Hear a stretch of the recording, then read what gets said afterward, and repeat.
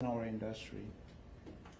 However, I tell you, I am thrilled. I am so happy. I'm excited to report that we are now at approximately 80% of our normal daily flight operations, and at approximately 70+% in daily passengers demand for this Memorial holiday. We expect over 1.5 million passengers to travel through Hartsfield-Jackson during this weekend, starting tomorrow and ending on Monday, May 31st. And I will tell you, because the operations is so big and has grown so fast, we have prepared for this surge. We have prepared for this surge in that we have worked with our partners sitting across the table here in developing our preparedness plan. And we focus on three main areas of our plan. First is getting our facility ready, the preparedness of our facility. Second, we want to continue ensuring the safety of our employees and our customers alike. And thirdly, we wanted to ensure the security of this enterprise that we will be using to move over 1.5 million passengers over this holiday weekend. For our facility preparedness, all our system, runways, concourses, escalator, elevator, train system, etc., are back in full operations. They're safe, they're sanitized, they're deep cleaned on a daily basis. So our facility is ready to receive and accept and process and move these passengers to their final destination. Our focus will remain on our enhanced cleaning protocol that we have put in place. We have had a very robust cleaning protocol prior to the pandemic.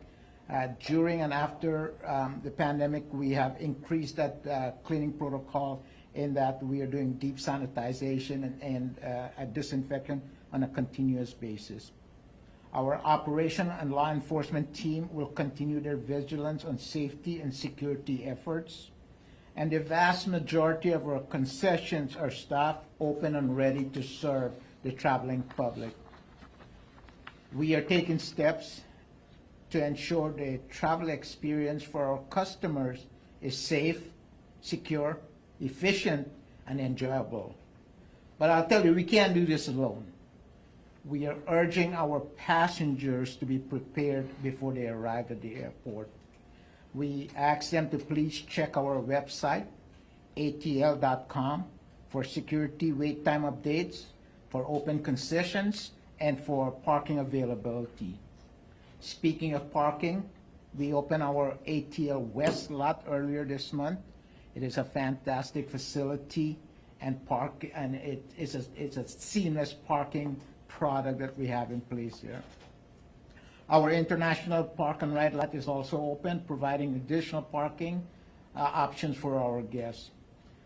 We urge our passengers to arrive and be inside the terminal or inside the airport at least 2 hours before their scheduled flight time. We need everyone to make sure they're prepared to move through security in as quickly and efficiently a manner as possible. Follow instructions from airport staff and TSA officers and our airline customer service agents. But I cannot overemphasize this. I really want our traveling public to hear this. Please, please, double check your carry-on. Too many passengers have discovered in the past weapons are not permitted in carry-on luggage. A found weapon ties up our security lines for the rest of the passengers, and the perpetrator could find themselves in jail if they don't have the appropriate permit. So again, please double check your carry-on luggage for prohibited items. And we ask for our traveling public to be patient and understanding, and remember, in the airport, face masks are still required. And we ask all to maintain social distancing protocol when possible. Finally, we could not be more thrilled that there is a need for this briefing again. It's a strong signal that we are returning to some extent to normalcy. And now, ladies and gentlemen, it is my privilege to introduce our partner and my friend, Mr. Matt Sparks, the Vice President of Airport Operations for Delta Airlines. Matt.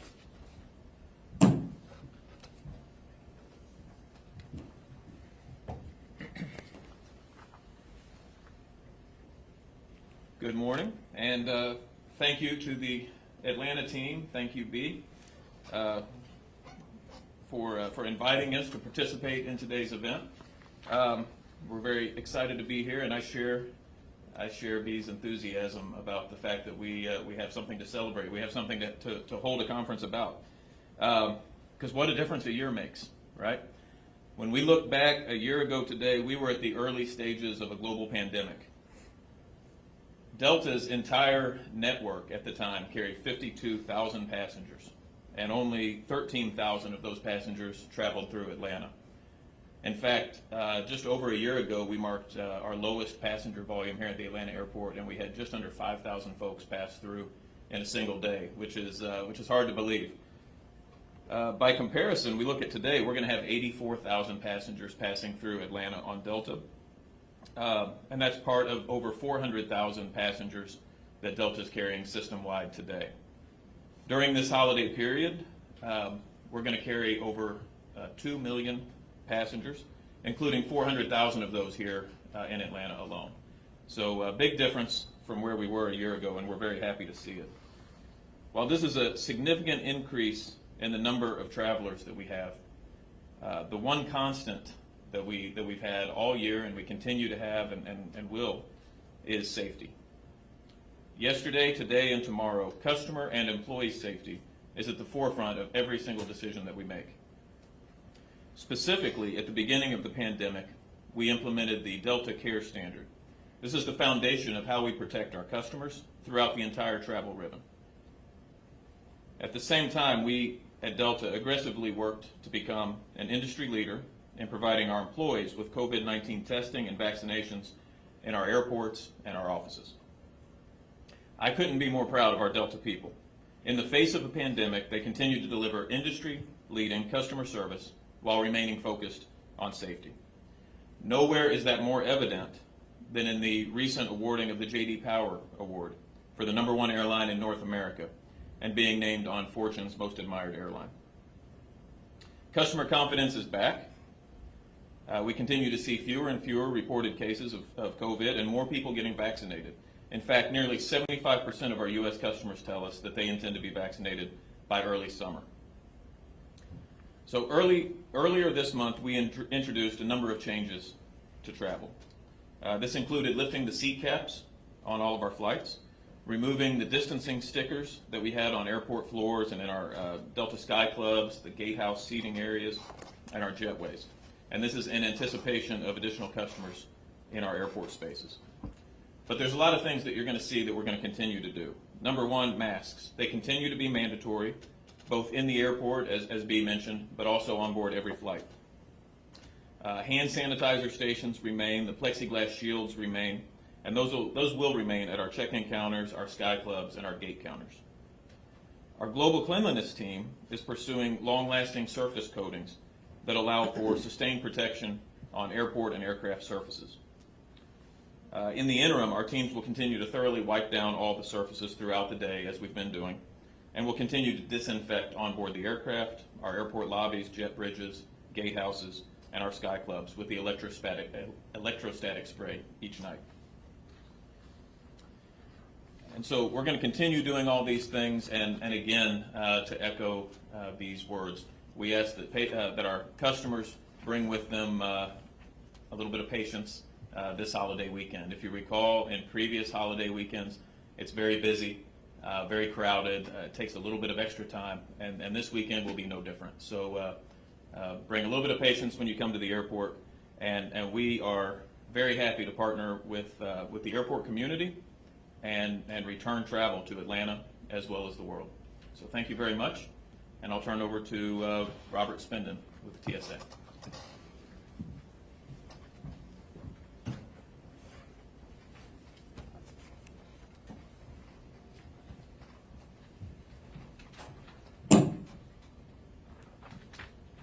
Thank you, Matt.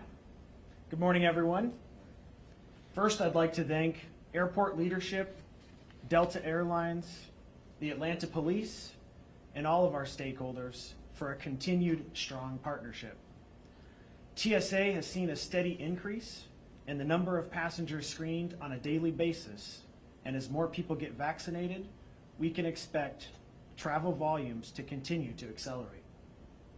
Current travel volume in March and April of this year have risen above 60% of pre-pandemic levels. At many airports, volume has exceeded 80% of 2019 levels due to a continued recovery of domestic air travel. We are prepared for what's expected to be a very busy Memorial Day weekend. Throughout the month of May, we have averaged about 55,000 passengers per day. And over this holiday weekend, we are expecting 65 to 70,000 passengers per day through our checkpoints. TSA projects that peak summer travel will top 2 million passengers screened on a daily basis at the national level for the first time in 16 months. We are excited to see a return of the traveling public, and we have hired hundreds of new officers here in Atlanta and thousands across the United States in preparation for the peak travel season this summer. With the increased volume, the traveling public is reminded to arrive at the airport at least 2 hours prior to their scheduled departure time. Passengers should also double-check their personal belongings prior to leaving for the airport to ensure they have no prohibited items like firearms in their carry-on luggage. TSA officers year-to-date in Atlanta have discovered 172 firearms at our security checkpoints. TSA also has several resources available to the traveling public, such as Ask TSA, the My TSA app, and our Passenger Support Specialist program to help passengers prepare for airport screening. Travelers are encouraged to visit tsa.gov for the latest traveler tips to ensure you're processed as expeditiously as possible through our security checkpoints. TSA has recently extended the mask mandate through September 30th, 2021. Passengers' face masks should fully cover their nose and mouth throughout the airport experience, and this includes the TSA screening checkpoint and while on board the aircraft. And finally, let us all remember the brave men and women who paid the ultimate sacrifice defending our country on this Memorial Day. And next, I'd like to introduce Major Reggie Mormon from the Atlanta Police Department. Major?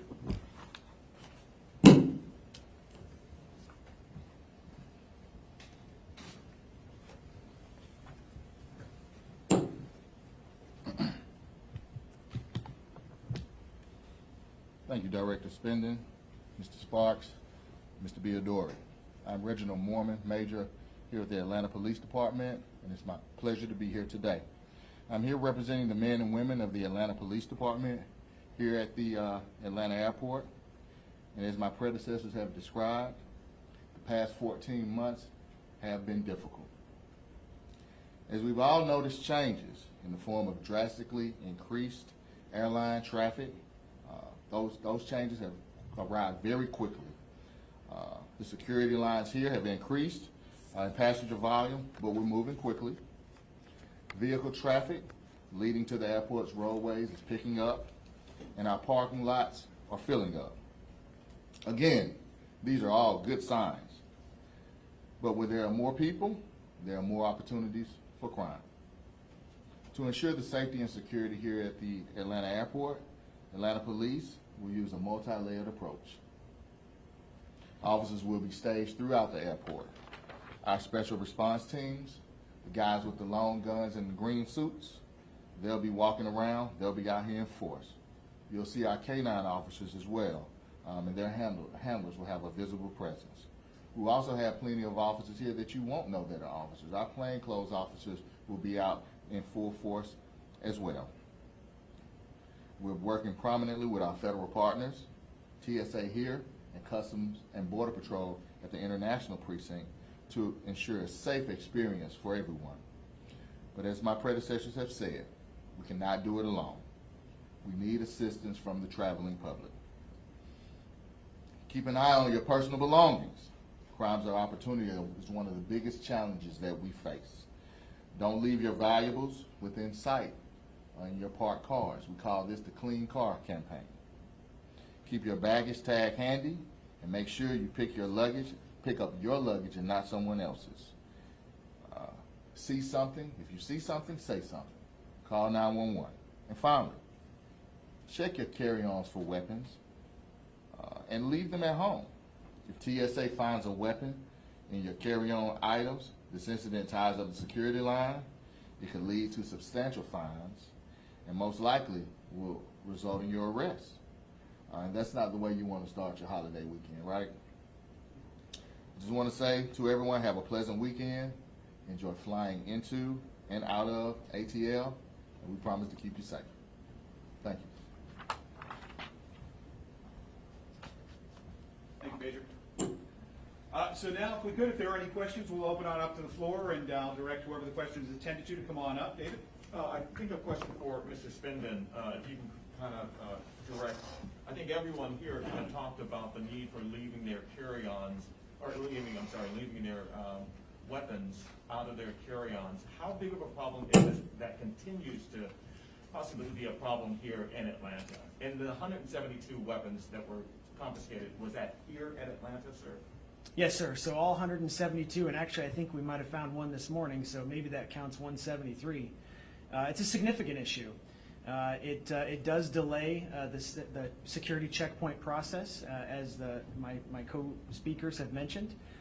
It has led to numerous arrests of the traveling public, and overall, it's just a major disruption to our security screening process. And so we would just highly encourage people to please double check your carry-on luggage and make sure that if you have a firearm, you leave it at home. Mr. Spindon, I'm not sure if this is a question for you or the major, but is an arrest a guarantee if there is a weapon found in a carry-on?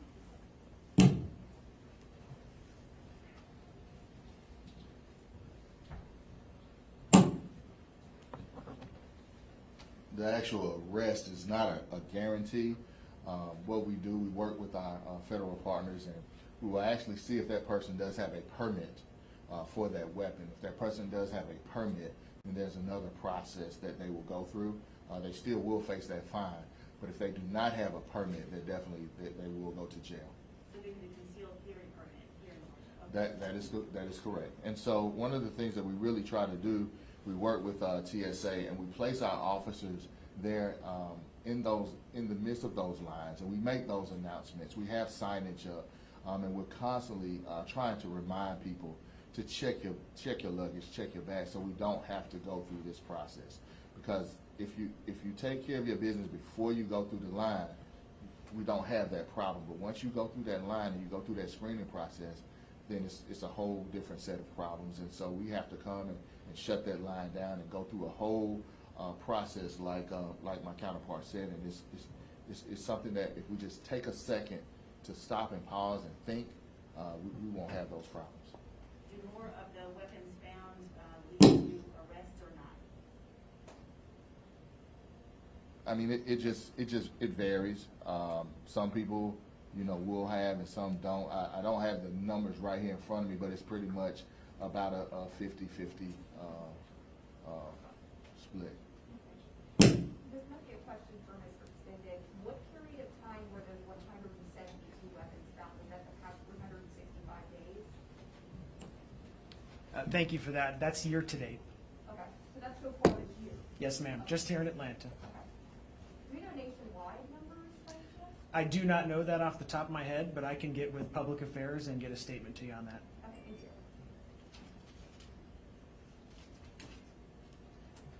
you. Okay. Mr. Badari? Biodari, sorry, sir. Can you talk about parking, sir? Just to reassure the folks that we will have enough parking availability. I think we talked about one of the lots opening up. But in past times, there's been some indications that parking was an issue. Just talk about that a little bit if you could. So even before the pandemic, we have only a limited number, 33,000 on-airport parking, and that's why you see all these off-airport parking. So based on our current projection for parking demand, we have brought additional parking product online, namely ATL West Parking Deck, which is a 5,700 parking deck, and International Park and Ride Lot, which is another 2,700 parking lot, because it costs a lot to run a parking operations, and if there is no demand for it. So based on current projection, we think we have enough parking products available to meet those demands. For the summer or just for the weekend? Just for this weekend, we are already in the process of evaluating our summer demand, and we have a plan to bring additional parking products online as we move into the summer travel season. May I ask about you mentioned briefly the restaurants, some of them reopening. Can you elaborate more on the restaurants? Because a number of people have brought that up to me, at least, that a lot of them are still closed. So we have a total of roughly 325 food and beverage, retail, and kiosk type restaurants, our concessionaires throughout the airport. We are about 235 of those that are currently open, staffed, and doing business. The other 90 or so, they're evaluating the passenger trend in those locations to make the necessary adjustment to upsurge resource to open up those restaurants.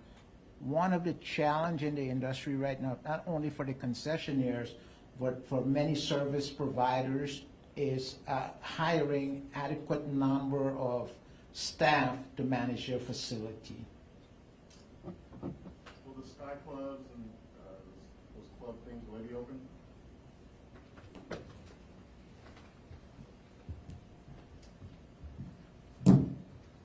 Yes, we've got 9 Sky Clubs here in the Atlanta airport, and they will be open. They are open and ready to serve our customers. Mr. Sparks, will the mask requirements on the airplanes be the same for the September 30th deadline for you all, or is that, when will you change your mask mandate, sir?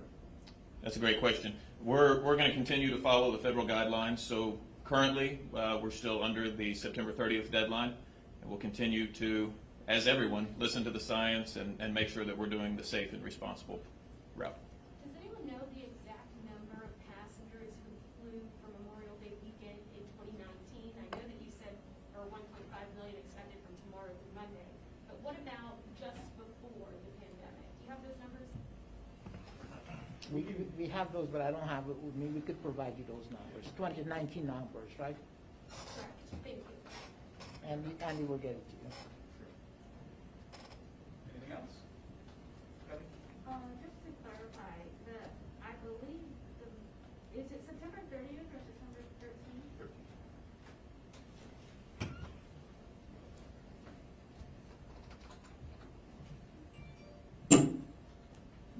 I believe it was September 30th.